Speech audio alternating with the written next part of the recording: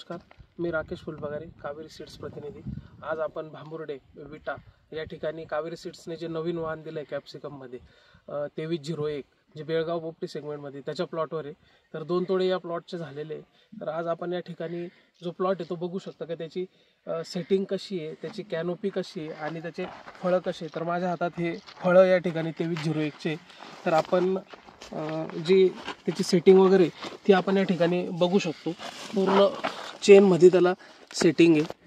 या ठिकाणी आपण त्याची सेटिंग बघू शकतो, त्याची कॅनोपी आपण बघू शकतो। पूर्णपणे फळं जे ते झाकलेले फळ आहे।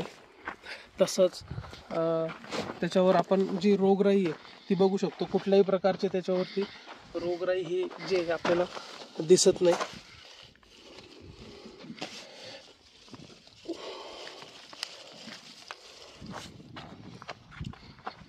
साधारणतः 60 ते 80 ग्रामचं फळ याचं येतं।